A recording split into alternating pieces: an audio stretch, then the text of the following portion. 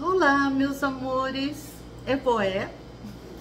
Espero que todos estejam muito bem. Hoje estamos aqui para mais um vídeo do canal Babylon Brasil e hoje nosso tema é Abaddon, o anjo ou demônio do abismo. Antes de começarmos nossa explanação sobre Babylon, eu julgo, sobre Abaddon, bom, os dois estão em relação. Sobre Abaddon, eu julgo necessário falar a vocês um pouquinho do processo da magia, né? Das coisas que eu pesquisei a partir da minha prática e deixando sempre claro que esta é a minha opinião, resultado da minha prática e das minhas pesquisas, mas que isso não necessariamente precisa ser a opinião ou a crença de vocês, né? Aqueles que não concordarem e quiserem conversar comigo a respeito, podem fazê-lo, será um prazer trocar ideias com todos vocês, tá bom? Bom, a magia, eu vou ler um pouco porque é muita coisa, eu escrevi para preparar o vídeo, tá? A magia ocorre sempre através de meios físicos. Ela não cai do céu, tá? Ela vai utilizar sempre ferramentas do meio físico para se manifestar. E uma coisa muito importante da magia e que a gente precisa compreender muito bem é que a magia é incapaz de mudar seja o telos do universo, seja o telos ou destino do indivíduo. O que a magia vai fazer é muitas vezes antecipar algo que já está previsto no destino do indivíduo e aí facilitar um pouco a sua caminhada, antecipando algo bom, mas independente disso o indivíduo vai ter que cumprir o seu telos, o seu próprio destino.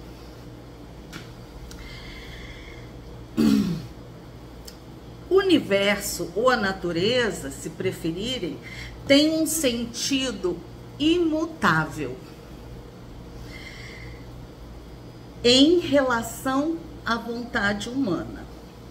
Então, o destino, ou o telos do universo, ou o telos individual, ele é imutável em relação à vontade humana. Quando eu falo de vontade humana, eu estou me referindo à alma concupiscente, né, que está lá embaixo na árvore da vida, né, em Malkuth.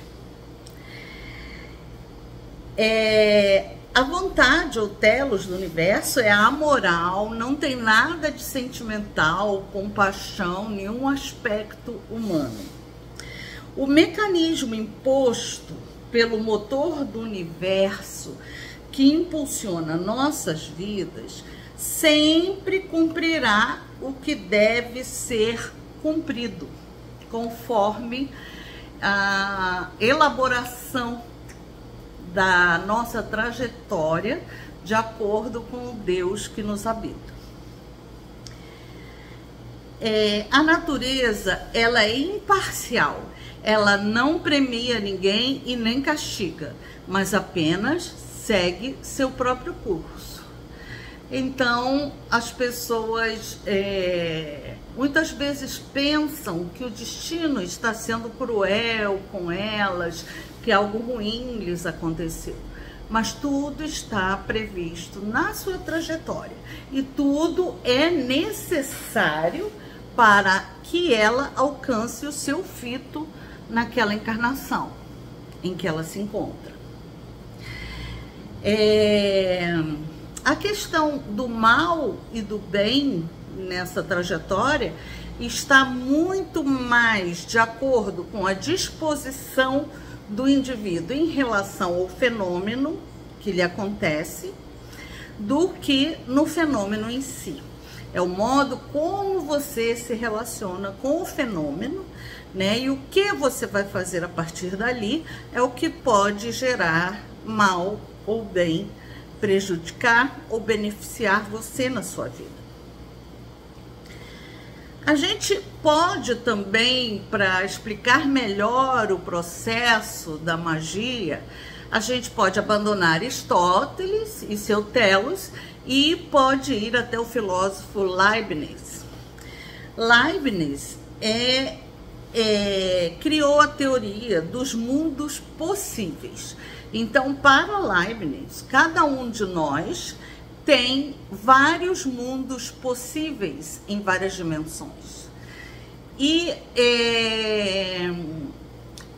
a magia pode, em determinado momento, e sem conhecimento do mago, trazer um fenômeno positivo de algum desses outros mundos para o mundo real ou objetivo em que nos encontramos. Isso tudo temporariamente, sempre temporariamente, porque, como eu já falei, não se pode alterar o telos. O telos terá que ser cumprido. O que você faz com a magia é temporariamente trazer outras energias e outras situações, temporariamente.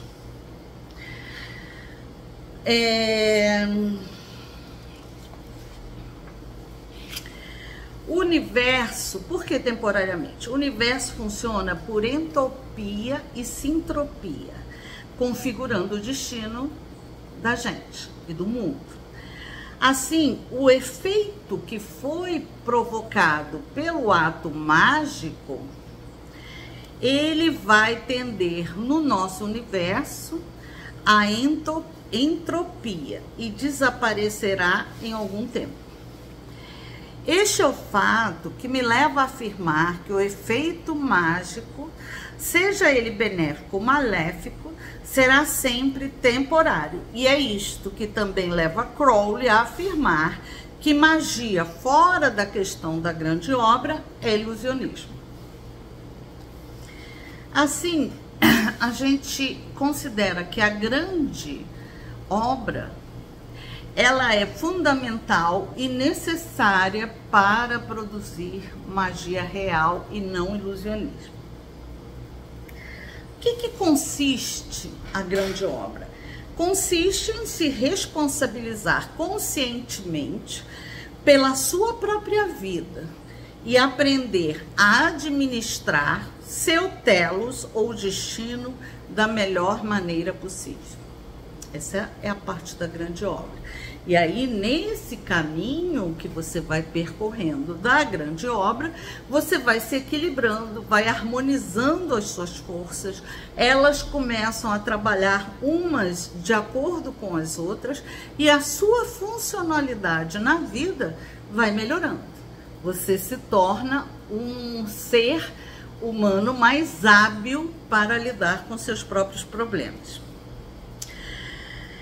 Meus mestres, Euclides Lacerda de Almeida e Bill Heydrich, sempre me orientaram a obter consciência e autonomia, evitando utilizar a magia como muleta. Isso para eles era fundamental e eles repetiam isso incessantemente. Lide com a magia como um caminho espiritual, mas não como uma muleta para você se conduzir na vida. O que quer dizer isso? Você está com um problema? Resolva-o. Use o seu intelecto, todas as suas ferramentas humanas para solucioná-lo. Isso é importante, isso é fundamental no caminho da magia. E é claro, quando você já fez todas as tentativas nada funcionou, você não conseguiu solucionar e algo importante está em jogo, é assim que eu me decido a fazer magia. Algo importante está em jogo, converse com seu sagrado anjo guardião e veja se há possibilidade de resolver aquilo magicamente.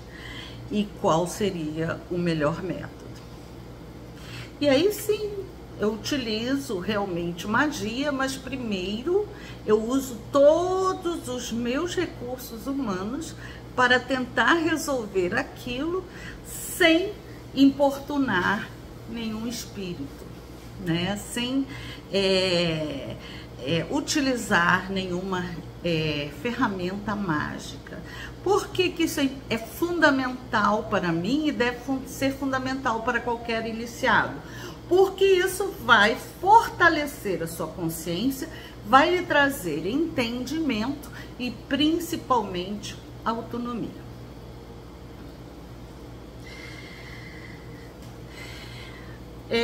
A magia, ela é independente da atitude de alguns praticantes, uma arte nobre, uma arte real, no sentido de realeza. Qual é a grande questão da magia nos tempos atuais? O conhecimento da magia se degenerou. O caminho iniciático se degenerou. E tanto os praticantes da magia quanto os usuários da magia pensam sobre a magia como fenômeno imediato para resolver alguma questão em suas próprias vidas. Buscam o fenômeno milagroso no sentido de que este parece afirmar, atribuir-lhes poder e parece afirmar as suas vontades de mudança sobre o curso da natureza. Então, a partir do momento em que a magia passou a se tornar algo que ninguém sabe de onde vem, mas que tem seu efeito, algo milagroso, algo que cai do céu, todo mundo caiu nessa questão do imediatismo para resolver suas próprias questões. Então, todo mundo procura um mago para resolver seus problemas. E às vezes cria ainda mais problemas. Então, essa questão da vontade humana como poderosa o suficiente para mudar o telos da natureza, ela é uma ilusão. Você pode conseguir alguns efeitos temporários, mas não permanentes, não realmente resolutivos. A deterioração do conhecimento e o imediatismo contemporâneo banalizam um mago, bruxo, feiticeiro, etc., o alquimista, etc. Por ignorância, adentram no território do acausal, do milagre, do fenomênico e deixam de lado o processo mágico como um sistema iniciatório pessoal que visa a sabedoria. Esse é o caminho mágico. A magia torna-se, então, um benefício produzido por deuses, demônios, anjos. Em outras palavras, a magia deixa o território da objetividade para adentrar no território puramente mitológico, que pode se tornar muito pantanoso para a maioria das pessoas.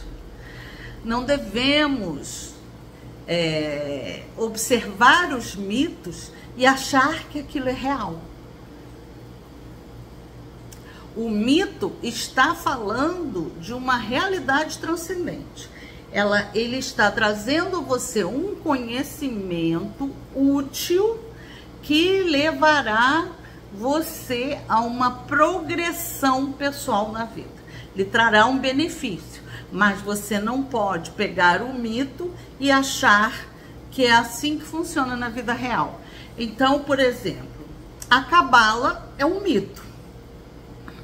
Então, eu vejo muitas pessoas fixadas, obcecadas pela cabala, achando que aquilo é verdadeiramente real. Aquilo é um mito, é uma estrutura que foi criada para explicar alguns aspectos do universo, a criação do universo.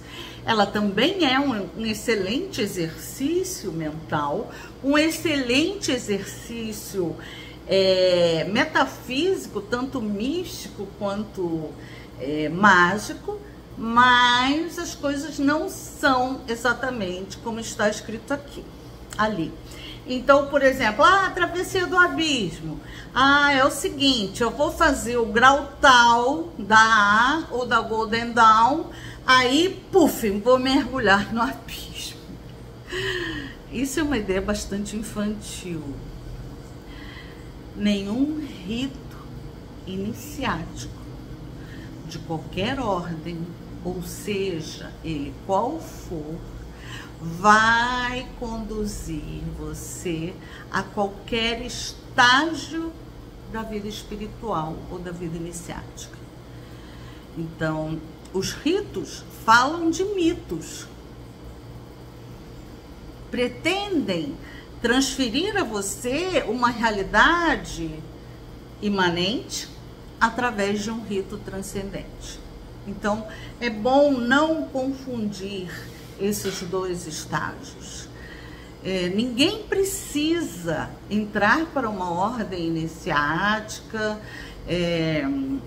fazer ritos iniciáticos para prosperar espiritualmente. Os ritos podem auxiliar, mas é você que vai ter que fazer a caminhada sozinho. Sozinho.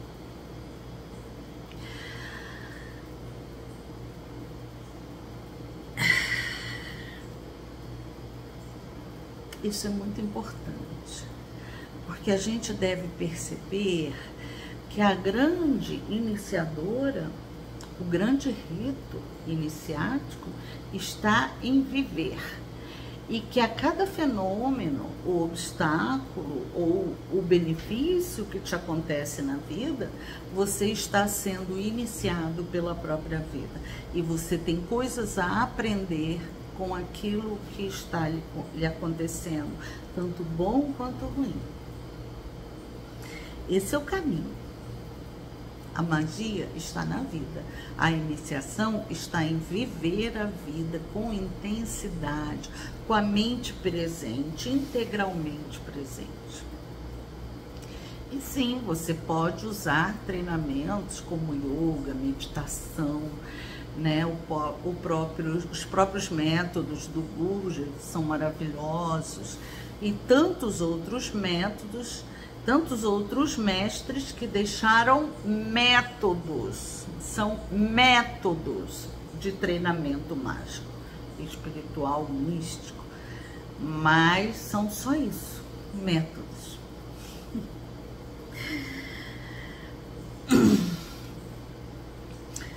O mago que considera o mito como real, ele se subjuga, ele subjuga sua consciência e a sua essência divina a diversas potências que estão representadas em um determinado mito. As diversas potências representadas no mito são, de fato, ferramentas do mago, assim como são a baqueta, a taça, a varinha, né, a oferenda, a vela, o incenso. Então, o mito, ele reúne em si diversas ferramentas que você pode utilizar como treinamento.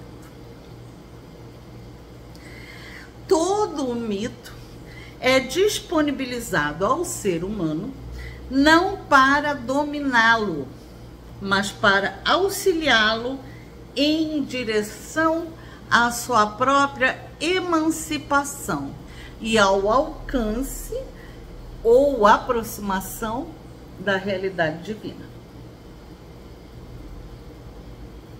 O universo é sempre evolutivo. E essa é uma das razões pelas quais se diz que quando o discípulo está pronto, o mestre aparece. Não é um mestre físico que vai aparecer, não. Quando o discípulo está pronto, a própria vida e todos os fenômenos que se encontram na vida são seus mestres. Ou seja, você vai estar apto a compreender a si mesmo, a compreender o mundo e a sua relação, né, com aquele mundo externo. Nunca conheci nenhum caminho que não fosse esse. Inclusive, as ordens iniciáticas, o que elas fazem é imitar a vida, imitar os diversos estágios da vida.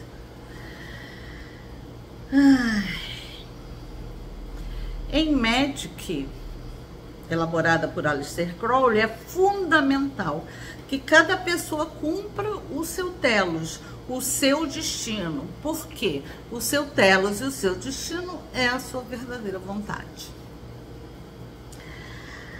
A magia ocorre através do processo da grande obra, ou seja, um processo de autoconhecimento e refinamento de todos os aspectos humanos da pessoa, de forma a fazê-los funcionar de modo harmônico e equilibrado, com vias a uma melhor funcionalidade, tanto em termos divinos, quanto em aspectos humanos práticos da vida prática e objetiva. Quando isto é alcançado, essa harmonia, essas diversas partes que te compõem, elas começam a se equilibrar e a trabalhar em conjunto e harmonicamente entre elas, então ocorre que a sua vontade humana se coaduna, se equilibra com a vontade humana do universo. Por quê? Porque nós somos apenas parte do universo. Poeirinhas, poeira de estrelas ou estrelinhas aí do universo, e também cada um de nós segue num modo mais amplo o próprio telos do universo.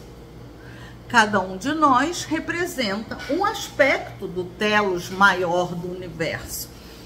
Então, quando a gente começa a se equilibrar e a se harmonizar, o que acontece é que nós funcionamos dentro do telo mais amplo do próprio universo, em equilíbrio, né, com esse telos universal.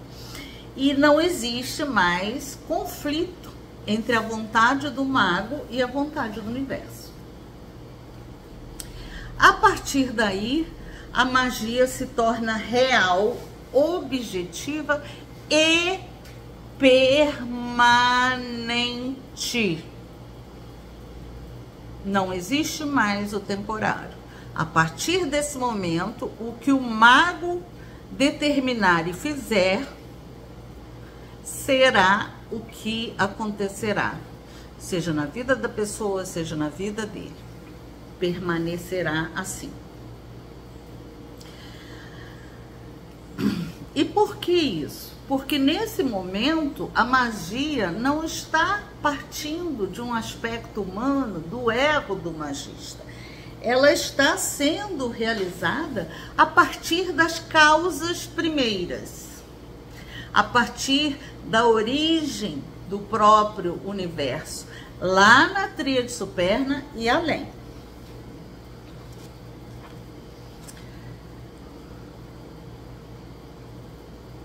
Há mais ou menos um ano, talvez um pouco mais ou menos, não lembro aqui a data, não estou aqui com esse diário, o meu SAG se aproximou e me disse que tinha uma mensagem dos deuses.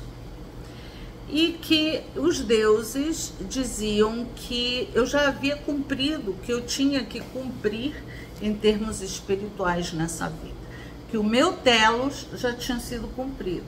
E que eu estava livre do meu próprio telos, do meu próprio karma, do meu próprio destino.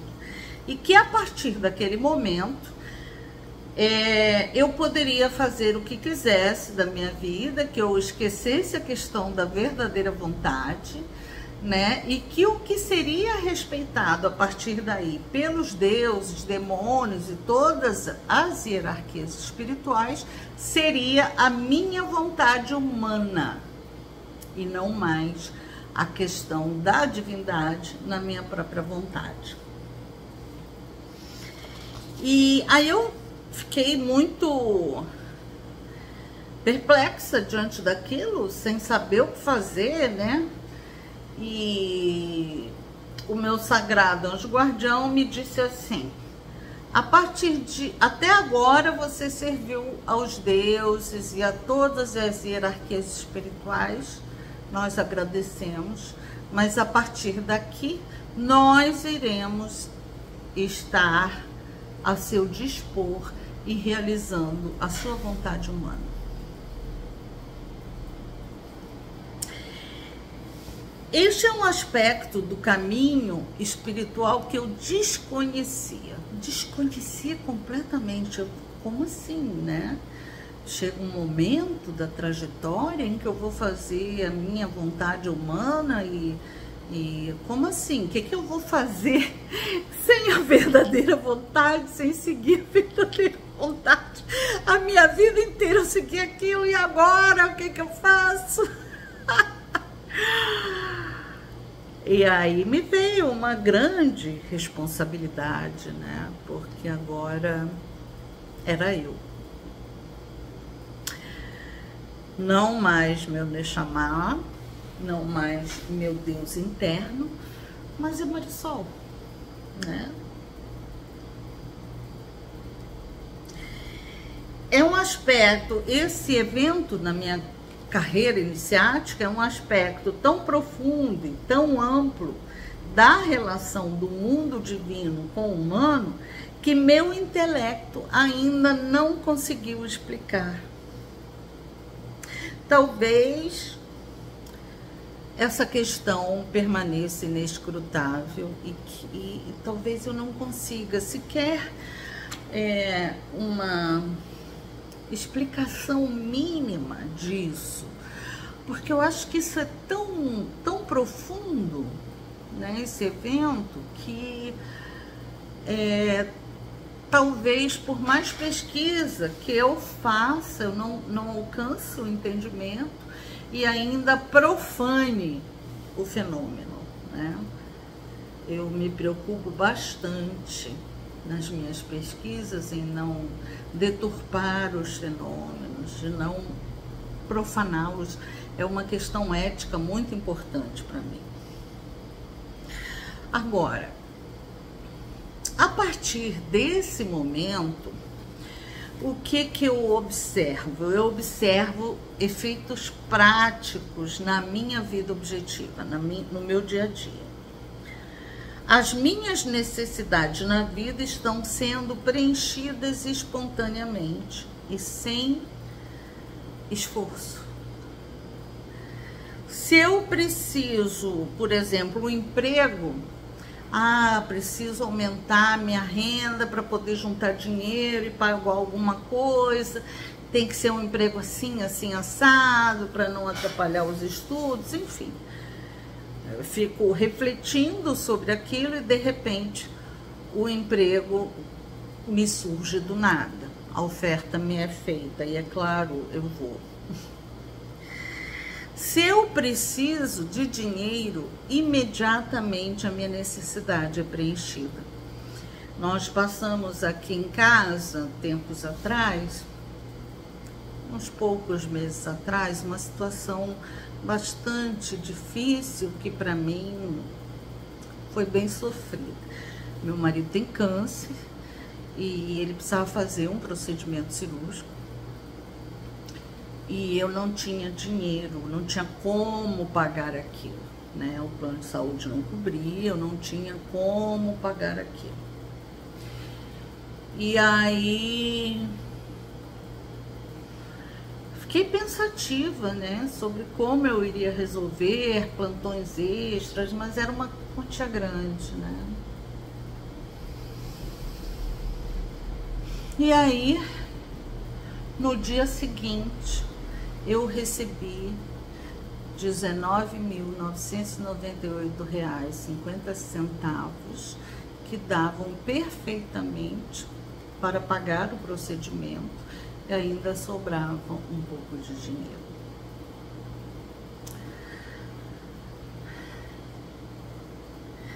Foi uma surpresa e eu agradeci muito aos deuses por terem me auxiliado, né? Por eu ter conseguido receber esse dinheiro, né? Porque era a vida do meu marido que estava em jogo. Então, se eu preciso corrigir algo na minha constituição, imediatamente o entendimento e as ferramentas espirituais surgem. Se é necessário alcançar algum conhecimento que os meus estudos e as minhas pesquisas não estão conseguindo alcançar, imediatamente me ocorre aquilo que eu chamo de download do universo. Que é o universo claramente, objetivamente, me mandando aquele conhecimento. Seja por um texto que eu tenho que parar tudo imediatamente escrever, seja por uma palavra-chave, seja pela indicação de livros e páginas onde eu devo pesquisar. Então,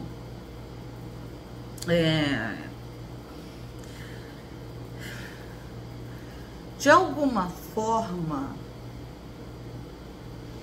se formou uma aliança entre mim e o divino. De alguma forma, né, a nossa amizade se tornou uma aliança muito poderosa, em coisas, às vezes até ridículas. Eu falo, se eu contar isso, ninguém vai acreditar, né? Eu sou trabalhadora, eu não sou rica, não ganho o maior salário do mundo, nada disso. Então, eu vivo na justa medida. Tem muito tempo já que eu adquiri para mim o modo estoico de vida. Então, às vezes, por exemplo, no outro dia a minha geladeira enguiçou. E eu falei, meu Deus, bom, vou ter que tirar um dinheiro aí da poupança que vai fazer falta mais adiante e assim por diante. Uma hora depois, a geladeira que estava queimada voltou a funcionar normalmente. Então, existem coisas, fenômenos que estão me acontecendo que de fato eu desconhecia. Eu não sabia dessa possibilidade, ainda não sei, ainda não compreendi esse fenômeno. Então, só posso relatá-lo, eu não posso falar a respeito dele ou explicá-lo, né?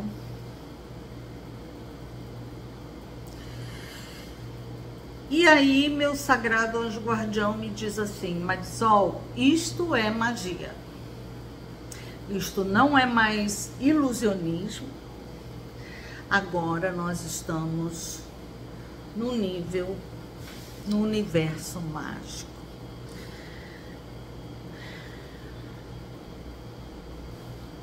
Ah, mas isso significa que eu vou deitar na sombra e na água fresca? Não, não, não. Eu continuo a minha vida normalmente, trabalhando para ganhar dinheiro, estudando para obter conhecimento, a minha vida continua normal, né? Eu não fiquei rica, também não é um desejo meu ficar rica, não é uma necessidade, mas eu, através dessa aliança que me surgiu, eu passo a ter facilidades, pequenas grandes facilidades na minha vida que tornam a minha vida mais funcional. E enquanto eu continuo observando e aprendendo.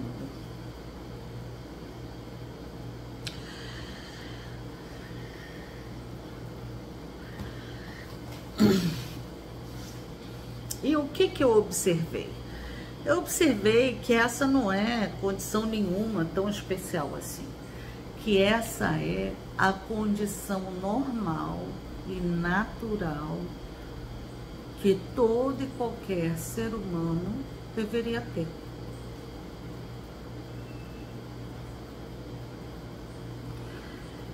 E o que eu acho? Eu acho que a gente vive tão em desequilíbrio, né? Só ver o mundo aí como tá, é tanto desequilíbrio dentro da gente, que eu diria que nós habitamos o mundo clifótico.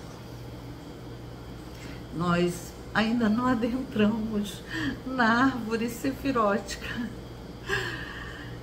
E talvez, né, eu deva ter começado lá agora, no primeiro passinho da árvore sefirótica, né? E tenho muito a aprender, muito a progredir ainda, mas talvez tenha sido isso, né?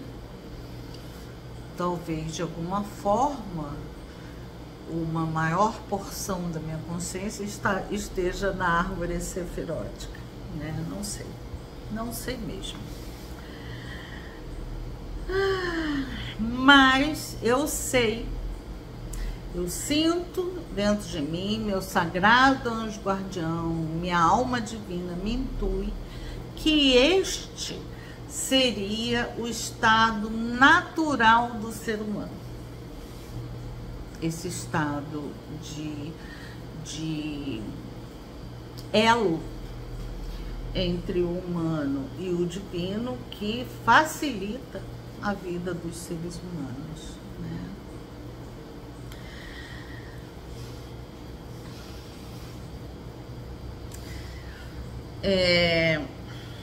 O caminho da grande obra é um caminho contra a natura. Você está sempre num esforço contínuo para equilibrar seus diversos aspectos, se refinar conscientemente. E aí isso hoje em dia é muito difícil, né?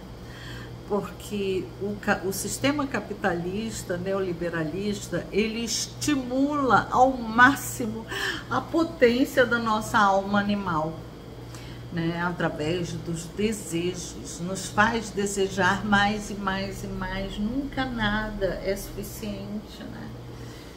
E a gente se escraviza mais e mais, e cada vez mais o caminho espiritual se torna difícil para nós.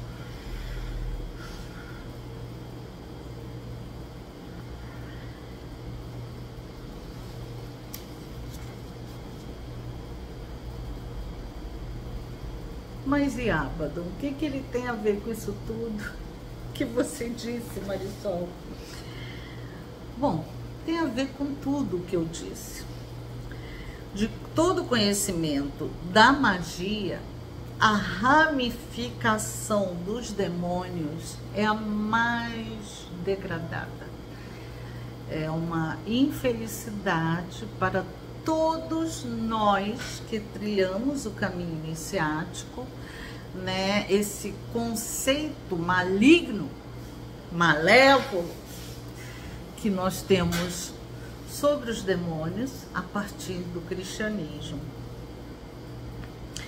Então, eu escrevi assim: induzidos por um imaginário cultural cristão, os praticantes de magia de qualquer vertente cometem inúmeros equívocos em relação aos demônios.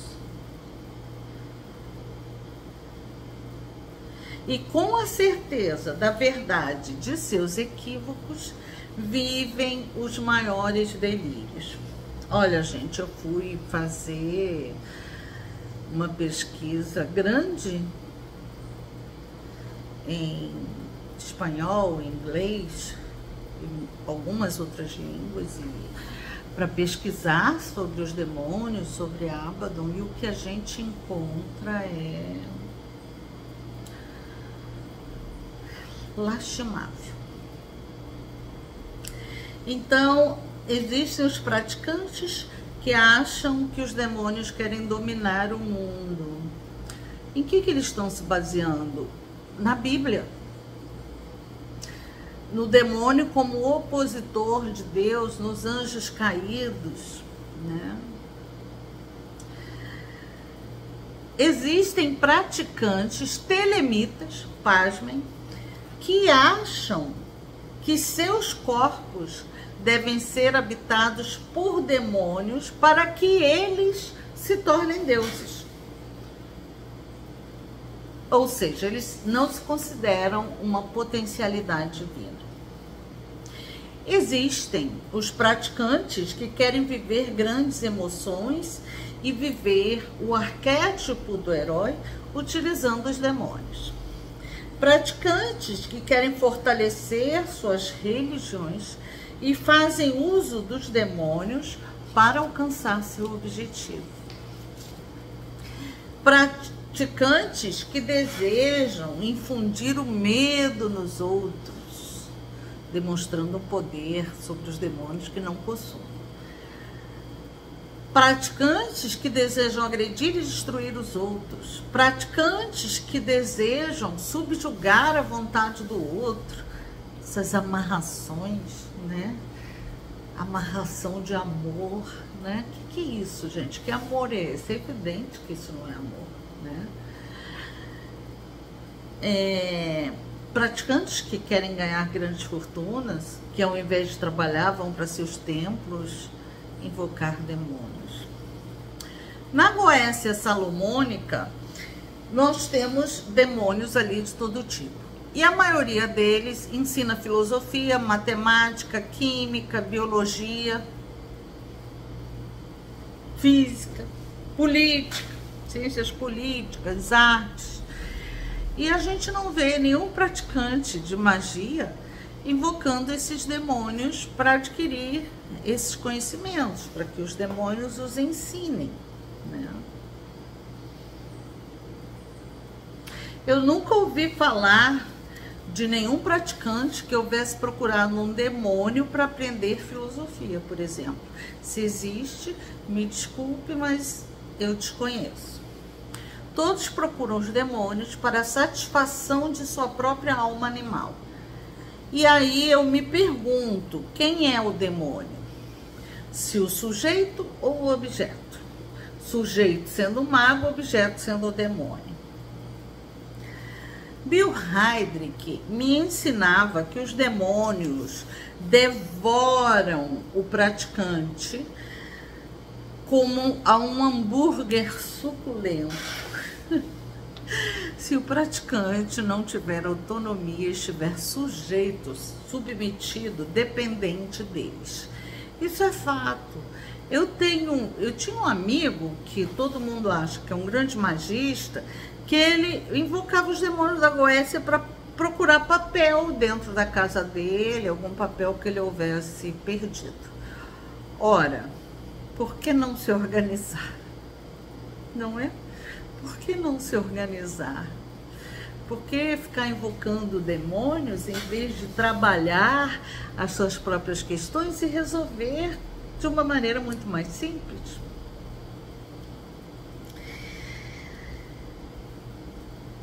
O que eu tenho visto dessa questão que o Bill Heydrich me contou de um mago que é dependente de demônios, que não tem autonomia, ser devorado como um hambúrguer suculento? Eu observo, no caso da vida dessas pessoas, que elas invocam o demônio para resolver uma questão. Passam um pequeno período bem. Daqui a pouco surge uma outra questão, e uma outra questão, e uma outra questão, e o cara não sai daquela roda viciosa de resolver tudo através dos demônios. Sim, isso é um efeito dos demônios, porque os demônios, vocês vão ver mais adiante, eles vão potencializar aquilo. Então, o demônio realmente os está submetendo, produzindo cada vez mais problemas um atrás do outro. E eu acho que isso está correto, eu acho que os demônios estão certos. Os escravos devem servir. E também a escravidão, ela é essencialmente um caminho de iniciação. Então, a partir do momento em que induzem o praticante a praticar mais e mais e mais a invocação demoníaca, eles estão aumentando, intensificando determinados aspectos dentro daquele praticante ou daquele iniciado, que eventualmente vão levar a uma exaustão. E quando levarem à exaustão, então o iniciado vai compreender onde está seu erro. E vai, evidentemente, depois de ter sofrido tanto, espero que ele procure se retificar, né? É uma questão, uma escolha inteligente. Então, eu gosto muito dessa frase de Mefistófeles no romance Fausto, do Goethe. Mefistófeles fala assim: eu faço parte da energia que sempre o mal pretende e que o bem sempre cria. Bacana, né? Eu acho que aí está uma essência muito legal para a gente descrever ou conseguir entender o que é um demônio. Vocês vão entender mais à frente quando eu falar de Abaddon. Então, gravem essa frase: eu faço parte da energia que sempre o mal pretende, que o bem sempre cria. Então, observemos que o mal não se encontra no objeto, ou seja, no demônio, no Deus ou nos anjos, mas no sujeito, aquele que está praticando a magia. É a mão que segura a ferramenta mágica que pretende o mal, né? No entanto, o objeto tende sempre ao benefício espiritual, não importando para que lado seja direcionado. E por que isso? Porque o universo, aos cachorros novamente, me importunam muito. Porque o universo ou a natureza possuem um telos, e o telos se direciona sempre para a evolução e nunca para a involução. E isto não pode ser modificado. Os demônios, como já afirmavam os teurgos antigos, são parte da hierarquia divina.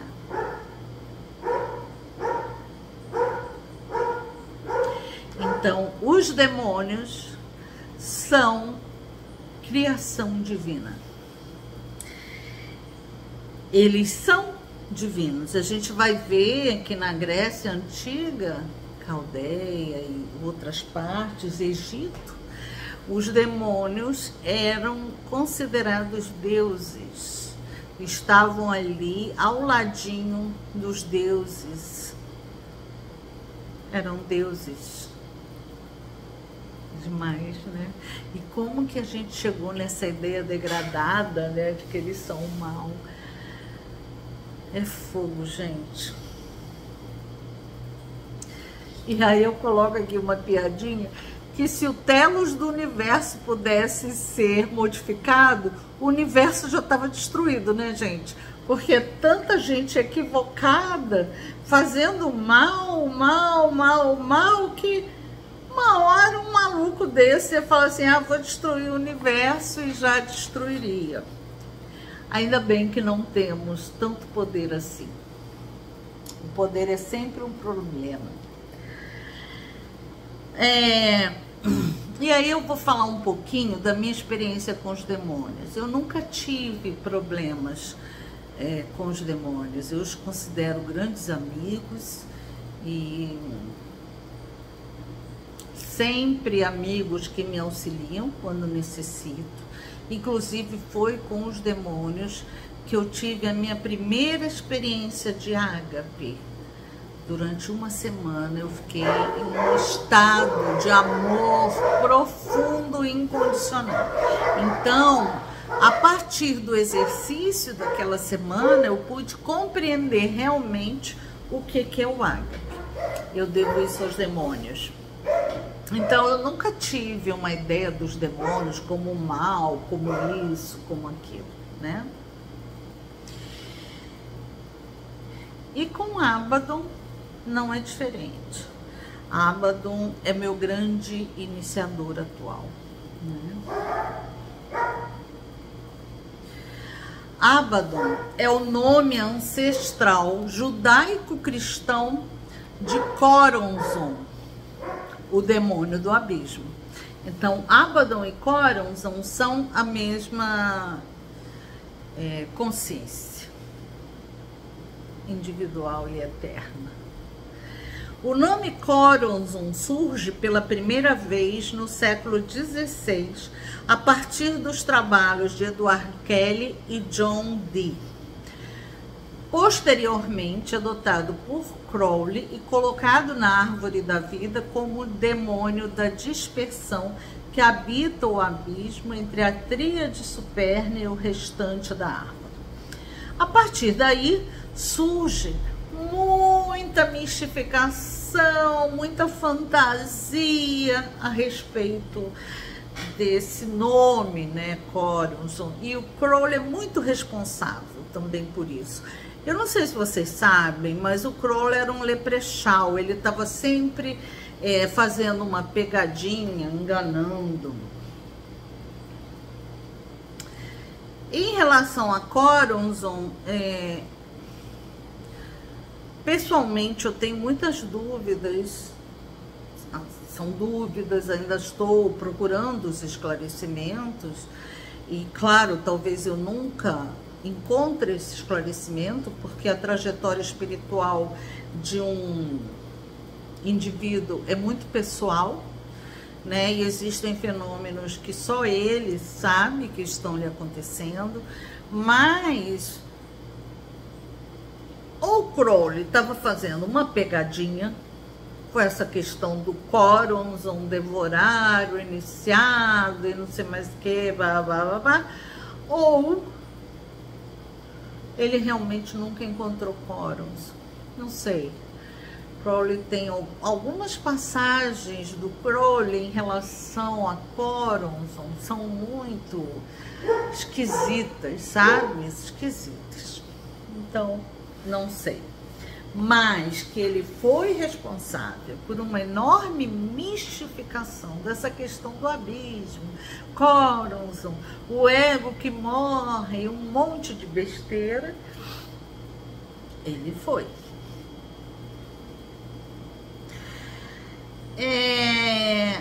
Eu não gosto do nome Choronzon, exatamente porque ele vem agregado a essa monte de fantasias, né, do Crowley e a partir do Crowley.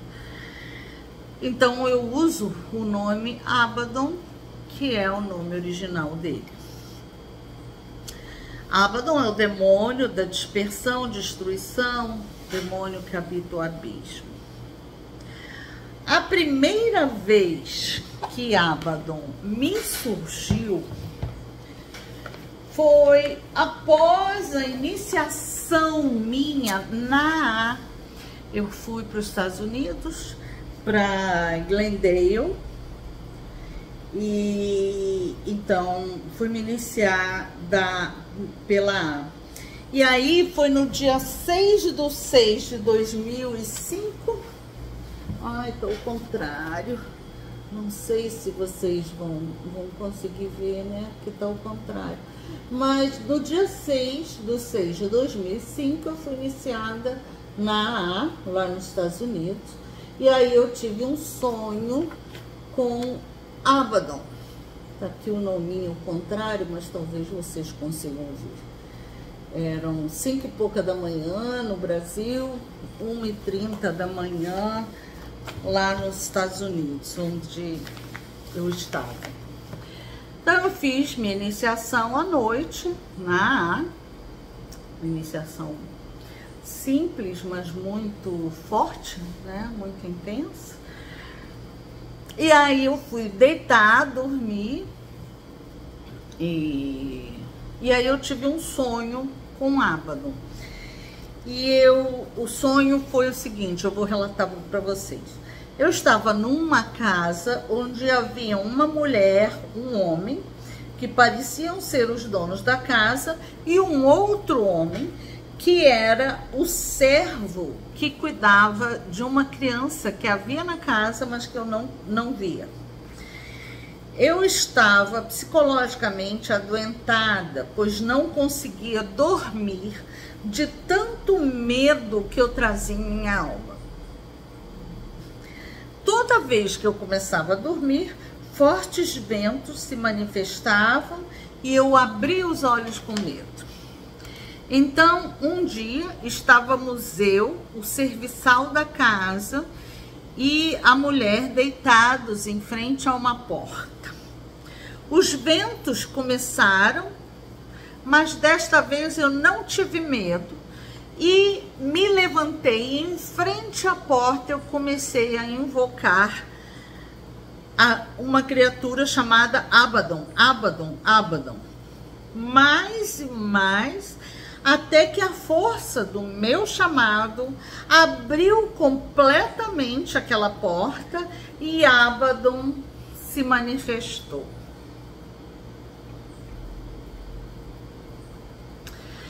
E aí, como Abaddon se manifestou? Ele se manifestou como uma boca infernal,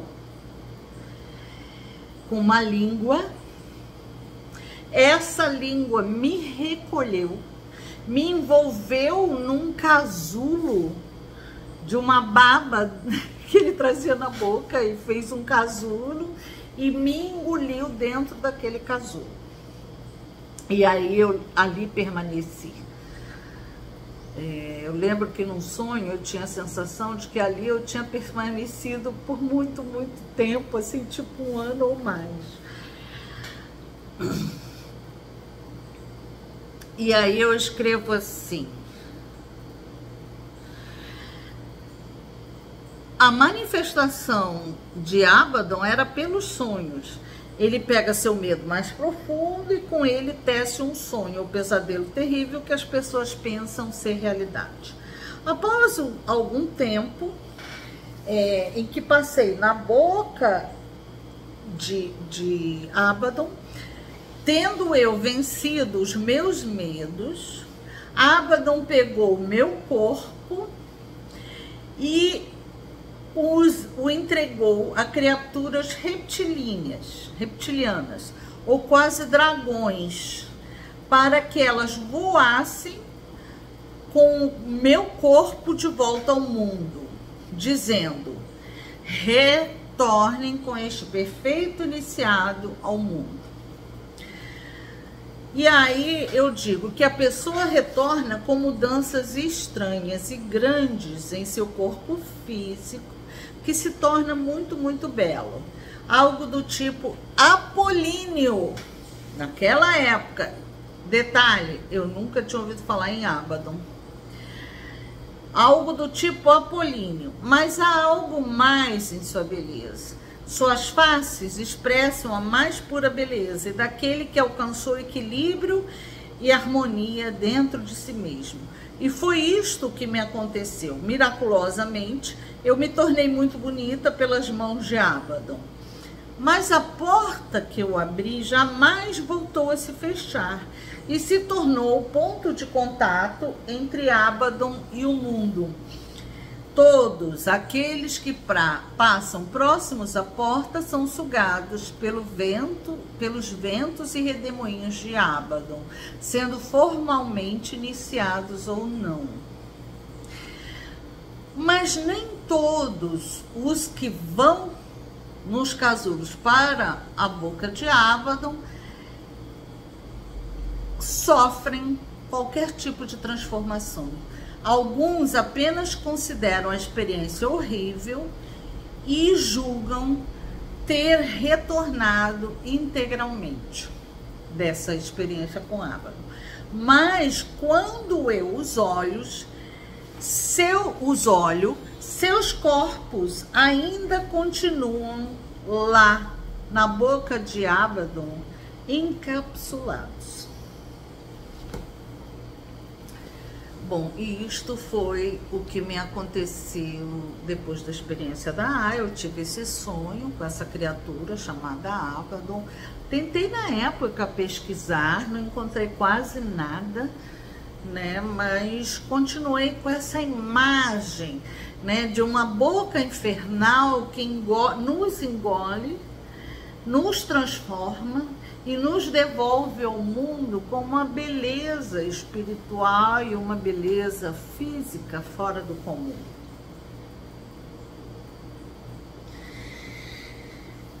Isso é muito importante. Por quê? Porque é exatamente essa função dos demônios, todos eles. É nos encapsular e nos devolver ao mundo após uma reforma ética, um reequilíbrio das nossas forças. Por isso os demônios também são deuses quitônicos, transformadores. E sem eles não há como alcançar o equilíbrio, né?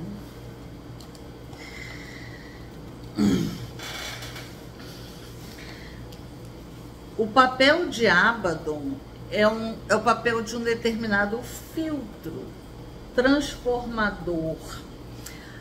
Se diz de Abaddon que ele habita o Sheol. Sheol seria um lugar de morte, um local de purificação espiritual.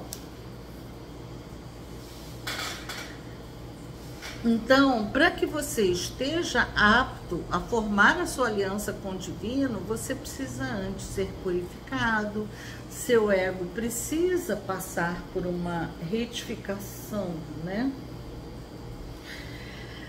Então, aí Abaddon tem essa função, né, de proteção do divino, de separação do divino e do humano, e só passa para o divino aquele que Abaddon permite, né? Se você não estiver pronto, apto, pode ir voltando ou pode ir ficando lá no casulo quanto tempo precisar. A etimologia de Abaddon. Abaddon é um termo hebraico que significa destruição ou destruidor. Ele é o anjo do abismo sem fundo, né? Um abismo sem infinito.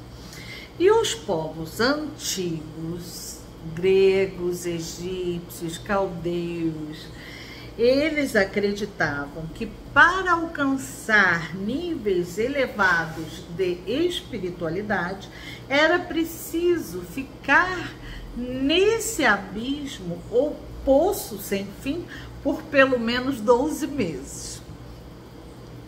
Os povos antigos, caldeus, gregos e egípcios, colocavam os demônios lado a lado com os deuses, ou seja, os demônios também são deuses. Outro nome de Abaddon é Apollyon. E aí vocês vão ver que lá no meu sonho eu falo que as pessoas voltavam, né, lá dessa boca infernal de Abaddon, muito belas, como se fossem seus corpos, pareciam os corpos de Apolo. Então, o outro nome de Abaddon é Apollyon. Apollyon tem relação com o deus Apolo. Este deus brilhava no céu durante o dia como um rei solar e à noite se tornava o deus da morte, do submundo. Numa forma tardia, os judeus o chamam Apollyon, o espírito do abismo. A palavra grega para abismo é abaton, que os judeus mais tarde chamam de Abaddon. Então, vemos aí uma relação estreita entre Abaddon e o deus Apolo. Apolo é o deus solar do deus, né? É o aspecto solar do deus. E Abaddon, ou Apollyon, é o aspecto quitônico associado à morte e à noite. Se forem estudar mais profundamente o mito de Apolo, vocês vão verificar que muitas vezes esse deus que era considerado benéfico é reconhecido como aquele que traz as pragas para a humanidade, traz doenças, traz morte, traz o engano. Vocês vão ver tudo isso no mito de Apolo.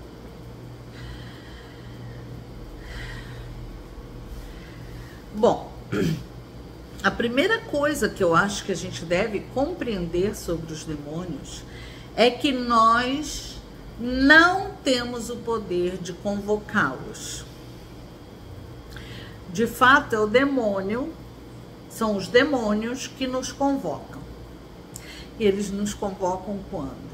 Quando precisam nos auxiliar em algum processo que nós não estamos conseguindo entender.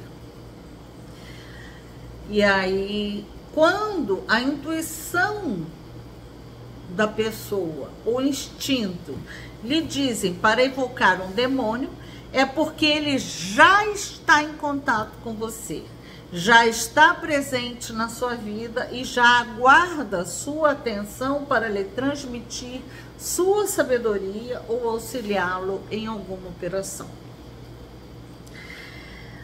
Bom, quais são as características, mas não vou falar todos porque há muitas características, mas quais são as características mais comuns sobre Abaddon na literatura?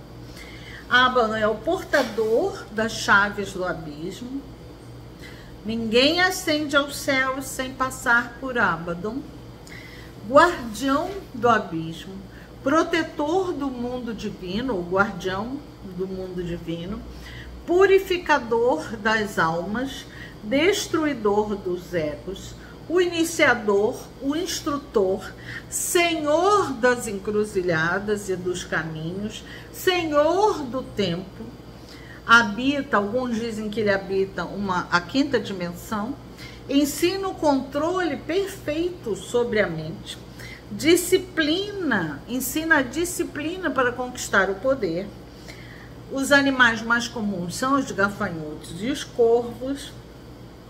E ele tem uma associação muito, muito interessante para mim, que sou telemita.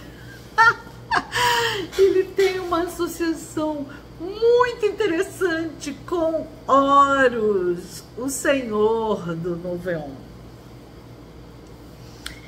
Horus, Apolo e Apollyon estão relacionados.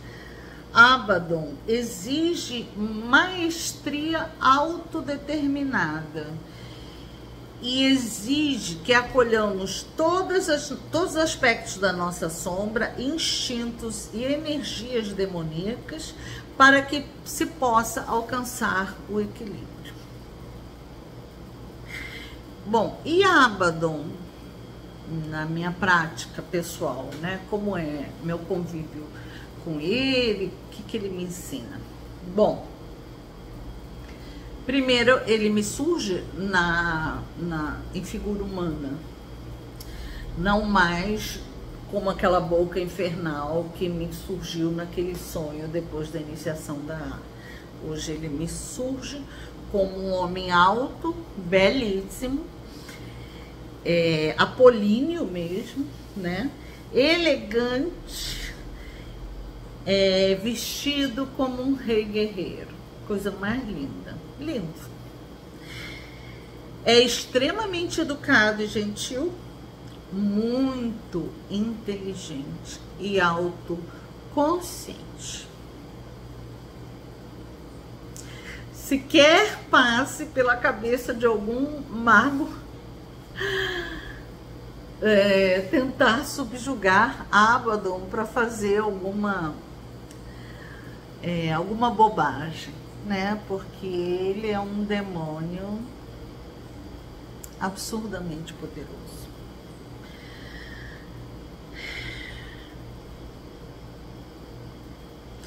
Às vezes eu tenho visões de Abaddon numa mesa junto com o meu sagrado anjo guardião e uma porção de mim que está oitavas, milhões de oitavas acima de mim, debruçados sobre papéis com esquemas, como se estivessem esquematizando qual seria o meu caminho espiritual a partir dali, trocando ideias, planejando, mas eu não sei o que eles planejam e eu também não busco saber. Abaddon é um grande instrutor. Ele traz um impulso para a minha vida iniciática, para a minha vida espiritual fantástica.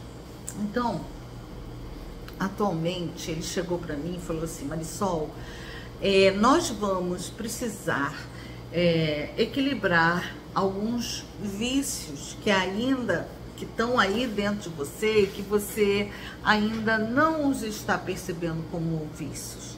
Então, qual é a técnica que nós vamos usar? Eu vou intensificar o vício para que você o perceba e possa trabalhá-lo. E aí, conforme eu intensifico o vício, o que você vai fazer? Você vai trazer a virtude que corresponde àquele vício, ou seja, nós vamos trabalhar com os opostos. Eu intensifico o vício, você intensifica a virtude. E pelo seu próprio esforço, né, você tenta equilibrar essas duas questões. E aí eu vou contar uma coisa muito engraçada, porque eu sou muito gulosa, né, gente? Eu não como grandes porções de comida, mas entre as refeições eu tô sempre com um chocolate, um sorvete, um biscoito. Eu adoro comer guloseimas pequenas entre as refeições. Então, para mim, a gula nunca teve um aspecto ruim, né? Mas um aspecto de prazer. E aí o que Abaddon fez? Ele intensificou a minha gula, sem me avisar.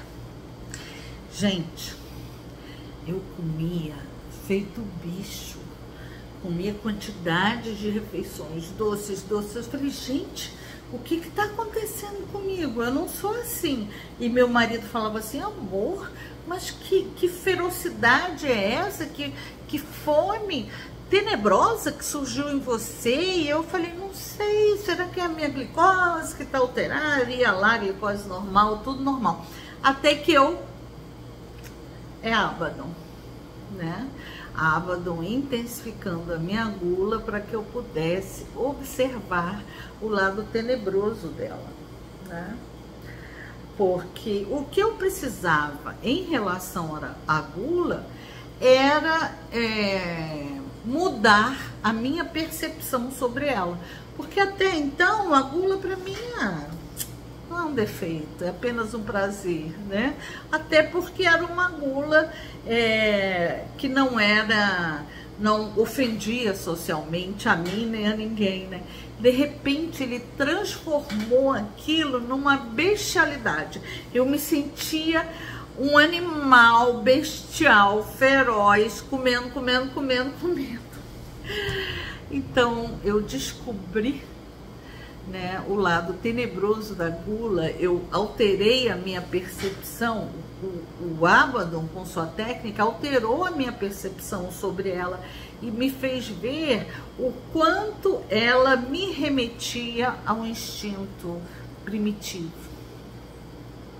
E aí, quando eu percebi isso, imediatamente a força dessa gula diminuiu, Abaddon retirou a intensidade da gula e eu então comecei a trabalhar essa questão alimentar, né? De uma forma mais saudável, com maior entendimento. Então, vejam bem, para me ajudar a controlar, a equilibrar esse vício, ele teve que alterar a percepção que eu tinha sobre o próprio vício. O que ele fez? Ele fez o vício me transformar numa besta primitiva. E aí eu fiquei horrorizada com aquilo. Eu falei, meu Deus, que absurdo. E aí eu comecei, então, a partir da alteração dessa percepção, comecei a me controlar e estou muito feliz. Então, Abaddon me ensinou 3 princípios que a gente vai encontrar no estoicismo, que são fundamentais, pelo menos, eles são fundamentais sempre, mas agora, nesse momento do meu caminho iniciático, eles são fundamentais. Então, ele conversou comigo, ele falou, Marisol, estamos em intenso treino. Esse treino tem 3 pontos fundamentais. Um é a percepção, a sua percepção. Outro é a sua ação em cima daquela percepção, para equilibrar o fenômeno. E outro é a sua força de vontade. Você vai precisar desses 3 pilares para dar conta do que nós precisamos que você faça. Então, ele me trouxe bastantes conhecimentos estoicos e me pediu para ler Sêneca, Marco Aurélio, Epíteto e todos os estoicos da antiguidade. Mas ele me recomendou assim, olha, Marisol, não leia livros de autoajuda, não leia nada que não seja original. Então, vá aos textos de uma forma mais próxima do original possível. E aí é muito legal, porque eu tenho lido muitos textos, percebido que já é o tipo de pensamento que eu tenho em relação à vida, em relação a tudo. Eu sou muito epicurista, em termos de hedonismo, de prazer, né? Epicurista, que não é qualquer prazer. E muito estoica, eu sempre fui, né? Então, para mim, está sendo muito bacana essa viagem com Abaddon dentro do estoicismo, em que ele está me ensinando a filosofia, me esclarecendo inúmeros pontos e, principalmente, me ensinando como tirar aqueles conhecimentos do papel e transformá-los numa ferramenta ativa no meu próprio treinamento espiritual, né? Uma outra coisa que Abaddon me mostrou que foi fantástica, que eu não tinha ainda sacado, é o mecanismo dos vícios, das virtudes, e como um vício está diretamente conectado ao outro, que às vezes você fala, não tem nada a ver um com o outro. Tem. Um vício acaba ativando toda a rede constituinte dos nossos outros vícios. Então, sempre que você exercita, se deixa permear por um vício, não é só aquele vício que está atuando em você, mas a partir dele, aquela energia vai despertar todos os outros vícios, e ali vai ficar uma rede de energia e de força que vai contra a sua vontade de se retificar, de se aprimorar. Olha que interessante. Então, exercer um vício é despertar todos os outros vícios. exercer uma virtude é despertar todas as outras virtudes. Eu achei isso fantástico, porque eu agora estou muito mais precavida, entendeu? Eu estou muito mais atenta, né, a não despertar forças que estão lutando contra a minha própria vontade dentro de mim, né? Então, isso me foi de grande utilidade espiritual. Uma outra coisa que Abaddon faz comigo, ele me orienta em várias questões da vida, junto com o meu sagrado anjo guardião. Eu vejo os dois conversando comigo. E aí Abaddon vem com definições práticas, sabe? Bastante práticas e objetivas que me ajudam muito. E meu sagrado anjo guardião fica super feliz, ele está muito feliz com esse contato, né? Porque nós estamos acelerando as coisas. Uma outra coisa é que Abaddon exige uma disciplina rigorosa e firme. Então, por exemplo, às vezes eu estou molengando com alguma coisa que eu estou vendo, mas eu estou empurrando para baixo do tapete. Rapidinho ele vem e falou: Marisol, estamos em treinamento ativo, não faça isso, isso vai lhe prejudicar. Trabalhe isso agora. E aí eu vou lá e trabalho isso, né? Porque isso é importante. E muitas vezes eu estou lá lutando para equilibrar alguma energia dentro de mim e não estou conseguindo. Meu Deus, não estou conseguindo, não tenho força de vontade suficiente. E aí Abaddon chega e fala assim para mim: não é uma questão de força de vontade, é uma questão de estratégia. Aprenda estratégia, eu vou lhe ensinar como lidar com o seu corpo, com todas as potências energéticas, psíquicas do seu corpo e tudo mais. Você precisa aprender isso tudo, anotar no seu diário e praticar. Então, para combater essa potência energética que eu despertei, que você diz não ter força de vontade, você tem que despertar aquela potência energética Y. Para equilibrar X, você vai precisar de Y.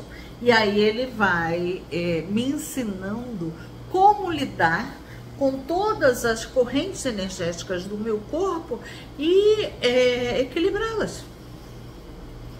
Então, eu realmente estou num momento super ativo, né, da minha jornada espiritual. Nunca foi tão objetivo e tão ativo, tão intenso como está sendo agora. Porque não é uma questão de, senta no templo, aí vem não, é na vida. No movimento da vida, este processo vai me acontecendo. Sempre foi assim para mim, porque eu também nunca tive tempo de sentar num templo direitinho, fazer meditação. Eu sempre tive que trabalhar muito para me sustentar minha família. Então, eu tinha que fazer o processo na vida. Então, era através de uma auto-observação contínua, correção contínua. Você vai olhar para mim e você vai falar: tá tudo normal com ela lá. Não, por dentro eu tô trabalhando, né? E agora isso se intensificou bastante com a presença de Abaddon. E ele já me avisou que estamos num processo muito importante e que é como andar em cima do fio da navalha, que eu não posso dar bobeira, que eu tenho que realmente me dedicar, ou o processo vem abaixo e aí eu vou me arrepender e ele vai ficar bastante pesaroso. Mas eu não vou bobear, não.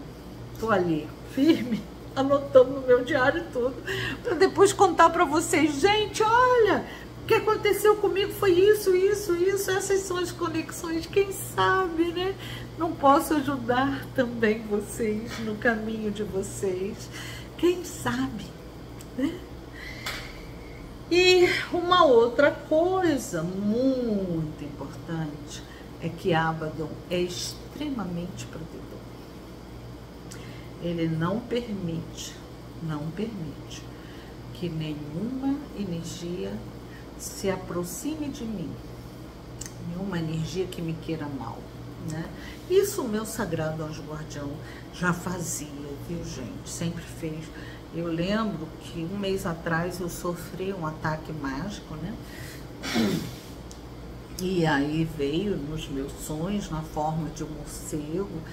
E eu sou muito idiota, sabe? É amor, amor, amor. A maguinha do amor. Então, eu tava cuidando de um morcego ferido, ele me picando, me picando, me picando. E eu assim, poxa, tô aqui ajudando você, para de me picar.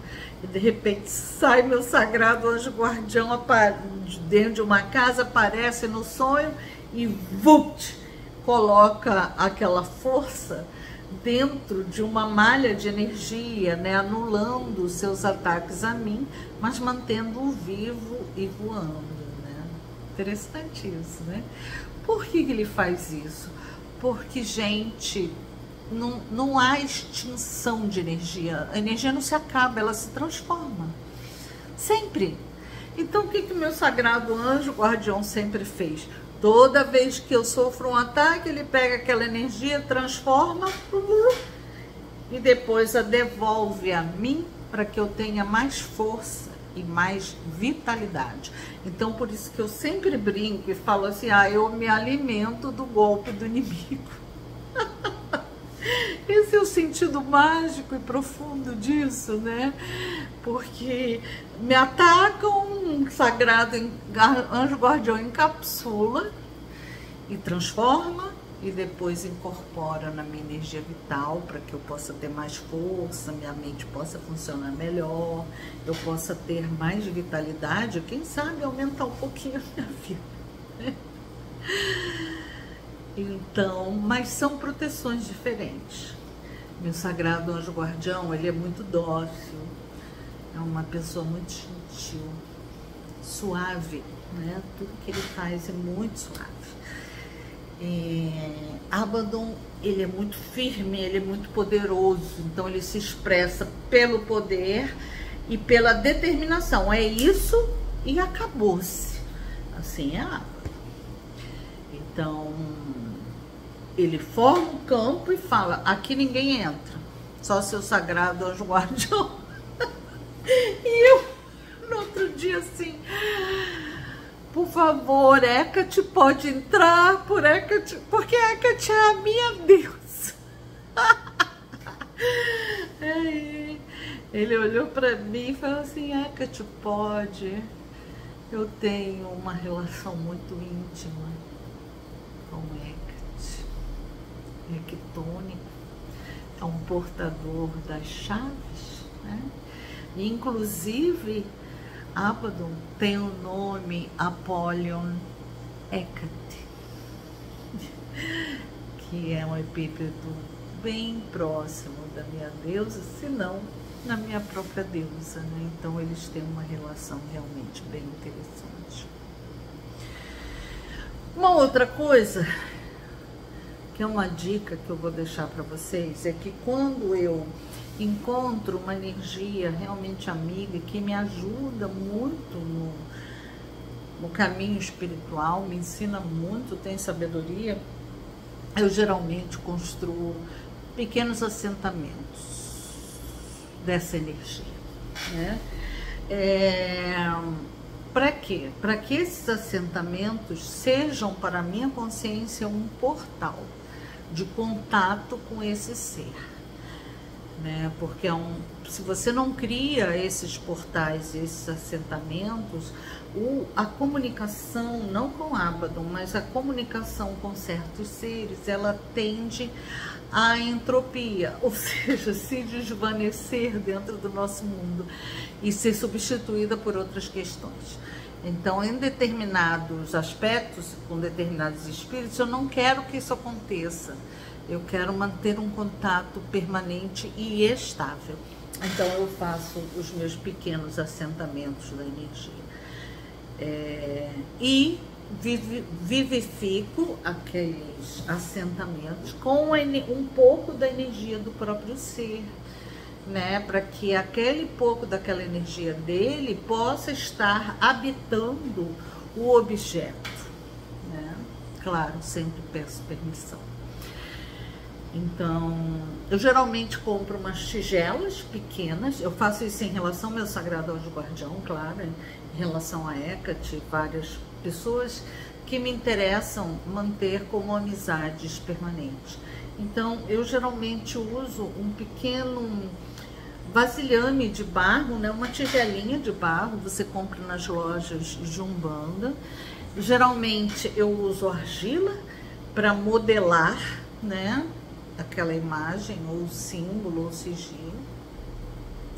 Misturo nessa argila um pouco do meu sangue ou de secreções sexuais e misturo também alguns elementos que são próprios daquele ser. Você pode procurar nas relações cabalísticas, né?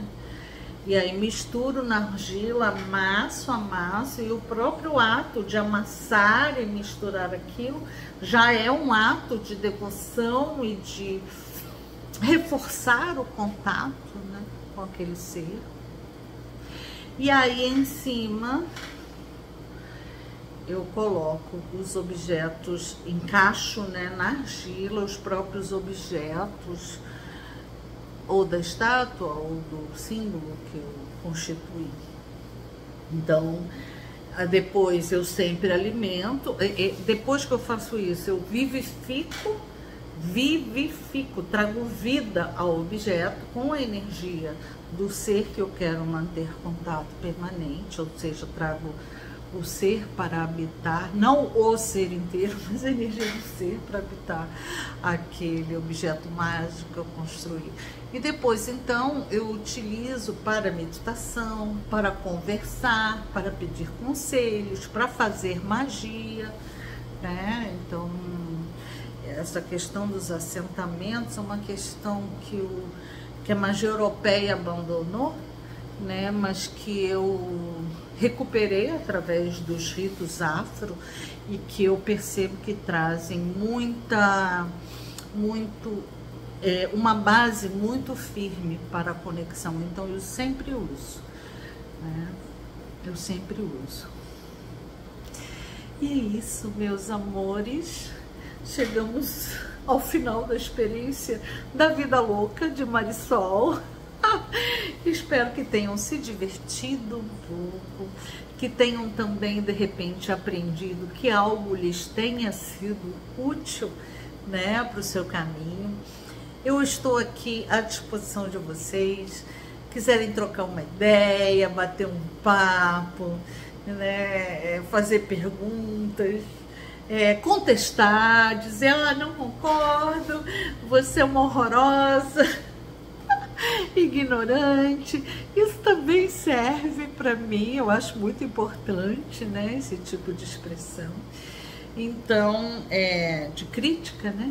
Então, fiquem à vontade, tá bom, meus amores? Olha, eu desejo para vocês todo amor do mundo, que o amor flua para o coração de vocês, que lhes traga uma felicidade que não pode ser encontrada em nenhum objeto. Que vocês cada vez mais sejam incentivados a percorrer um caminho na vida que vos leve à aliança com os deuses. Que a vida de vocês seja facilitada na medida do possível, tá bom? Amo muito vocês, curto muito vocês, não posso ver a carinha, mas eu amo. Evoé, meus amores, que Dioniso os abençoe. Tchau.